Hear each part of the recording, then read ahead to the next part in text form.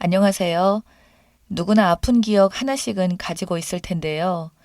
오늘은 제 이야기 좀 해야 할 것 같아서 이렇게 사연 신청해 봅니다. 저는 42살이고 남편은 45살입니다. 결혼한 지 10년 정도입니다. 그동안 많은 일들이 있었는데 결혼하고 5년 정도 되었을 때 남편과 함께 여름 휴가를 떠나던 중 갑작스러운 교통사고로 크게 다친 적이 있었습니다.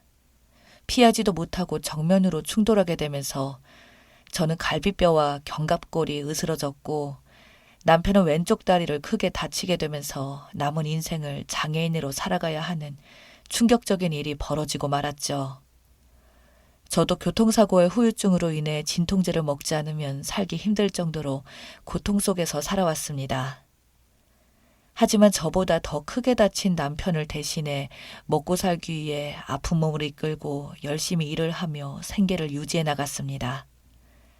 그렇게 5년 정도를 살다 보니 너무 힘들어 포기하고 싶을 때도 한두 번이 아니었어요. 남편도 지속적으로 병원에서 재활치료를 받으면서 좋아질 거라는 희망을 가지고 꾸준하게 관리받았지만 평생 장애를 안고 가야 하는 판정을 받은 상태라 크게 달라지는 건 없었습니다. 그래도 재활치료 덕분에 느리지만 지금은 거실에서 주방까지 목발에 의지하지 않고 혼자서 절뚝거리며 왔다 갔다 할 수 있을 정도는 되었습니다. 예전에는 아예 한 발자국도 걸을 수가 없었거든요.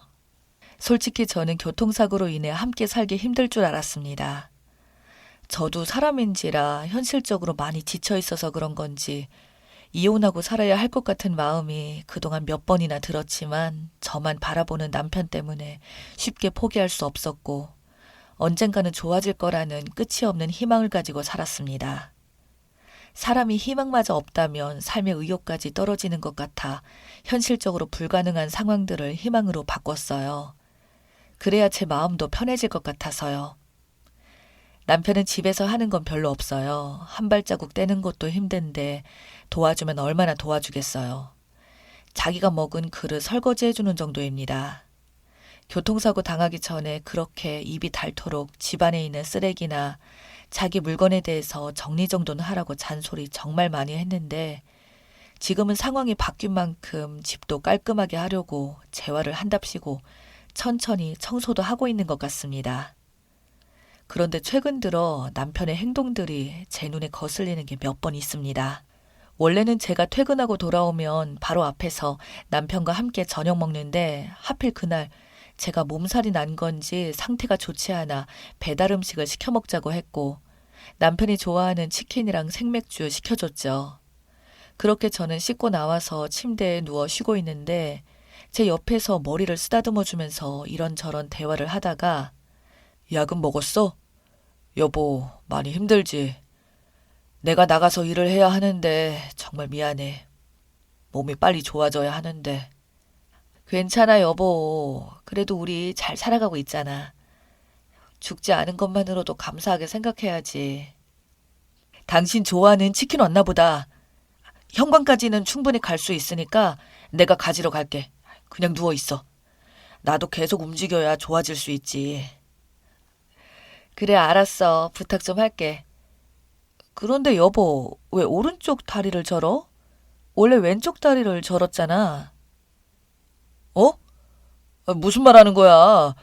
당신 몸살약 먹고 좀 약 기운에 치운 것 같다.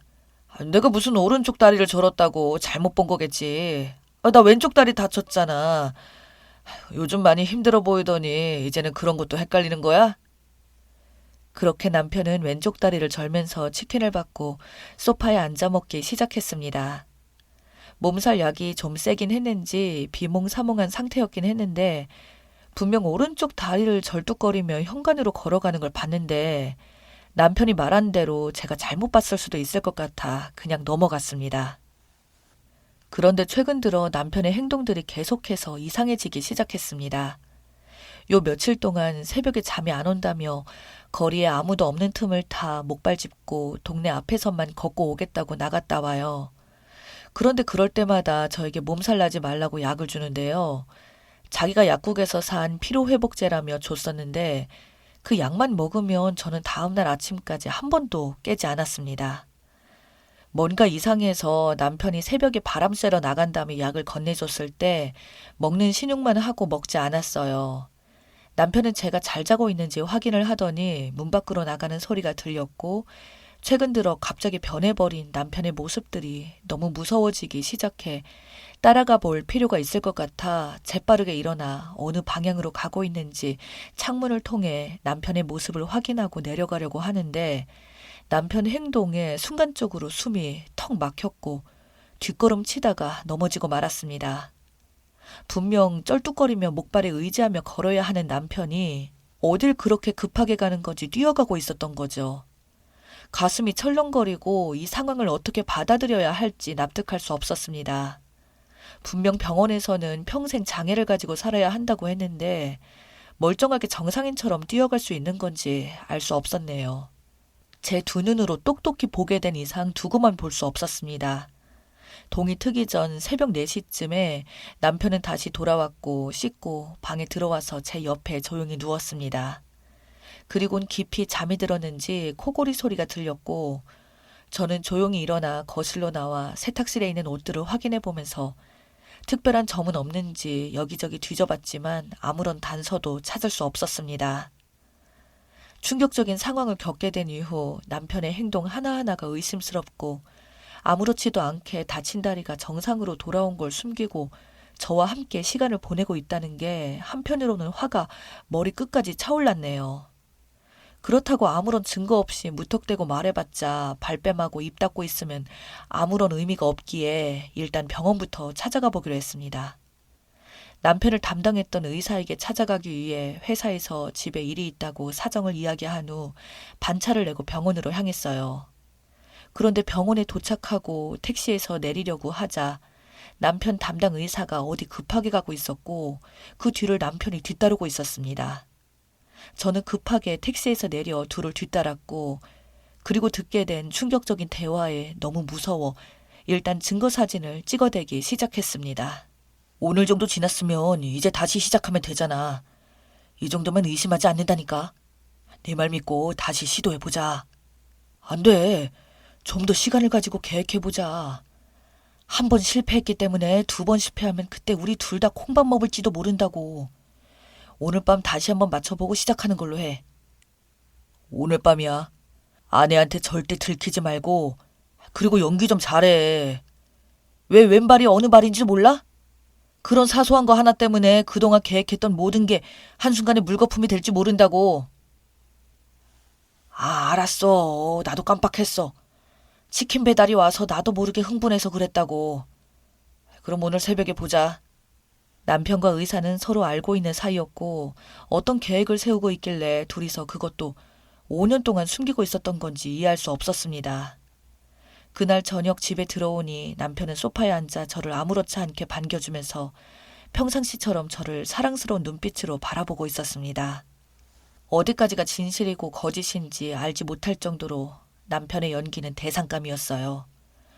저도 증거사진 몇 장밖에 없으니 좀 더 정확한 증거를 남겨두기 위해 평상시처럼 행동을 했고 새벽 시간이 다가오자 남편은 저에게 또다시 약을 건네줬습니다.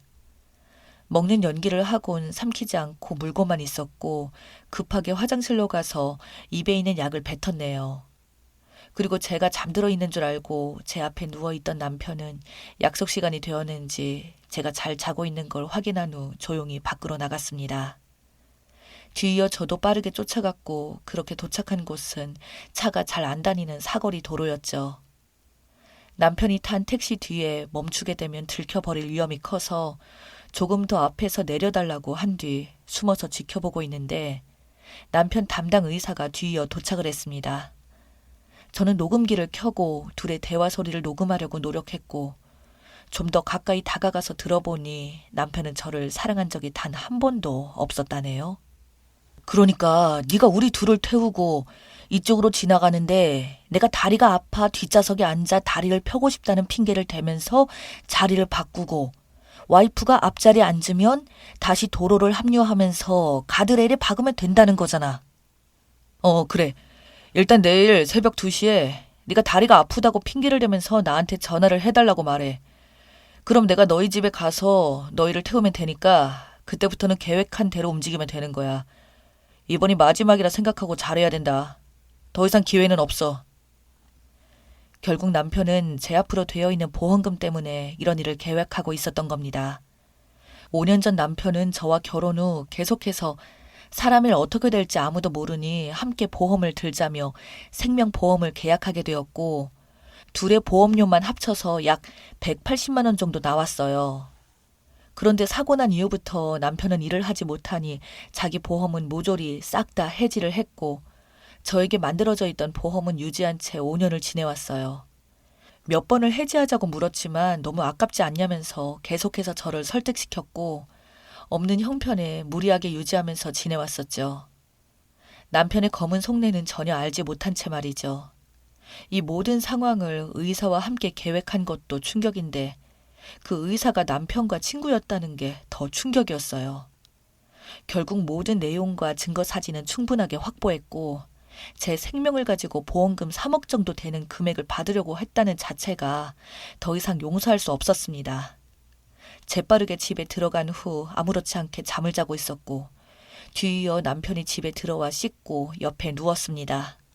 너무나 소름이 돋는 순간이고 참기 힘들었지만 순간적인 감정을 터뜨려 좋을 거 없다는 생각에 팔을 잡고 꾹꾹 눌렀습니다. 그리고 다음날 남편에게 웃으면서 출근하겠다고 말했습니다.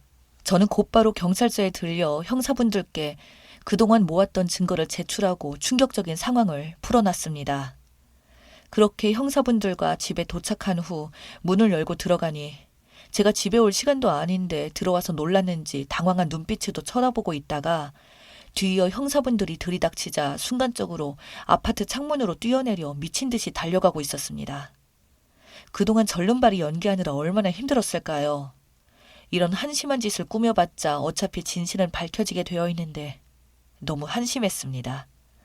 남편이 뛰어봤자 형사들 손바닥 아니었고, 저희 집 아파트가 3층인데 높은 건 아니지만 어느 정도 데미지는 있는 건지 멀리 못 가 잡혔습니다. 결국 의사와 남편이 저지른 충격적인 계획은 모두 끝이 나면서 법적인 처벌을 받게 되었어요. 단독으로 벌인 일이 아닌 조직적으로 치밀하게 계획한, 재질이 너무 나쁘고 처음 시도한 범죄가 실패로 돌아가자 5년 뒤 다시 시도하려고 더욱더 치밀하게 반복적으로 계획했다는 점을 고려했을 때 단순하게 보기는 힘들다며 의사와 남편에게 각각 10년의 형벌이 주어지게 되었습니다. 이 일이 있고 난 후부터 평범한 일상으로 삶을 살기는 더욱더 힘이 들었어요. 이사도 했고 새로운 환경에서 살고 있지만 아직까지 실감이 나지 않아요. 어떻게 이런 일을 벌일 수 있는 건지 이해할 수 없었습니다. 3억이 크다고 할 수 있는 돈이긴 하지만 그렇다고 평생을 함께하기로 약속했던 배우자에게 이러기까지 할 수가 있을까요?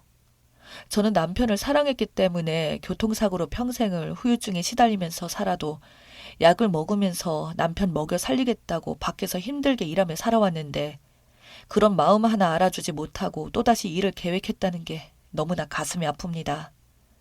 제 마음 평생 치유되지 않을 것 같아요. 남편 감옥에서 나와봤자 55살입니다. 다시 시작할 수 있는 나이죠. 다리도 멀쩡하고 아픈 곳 하나 없는데 뭐가 두렵겠어요. 그에 비해 저는 지금 몸도 아프고 마음도 아픕니다. 이 남자 평생 동안 자기의 잘못을 뉘우치며 살지는 못하겠죠. 10년 동안 우리 세금으로 먹여 살려야 한다는 게 정말 너무 아까워요.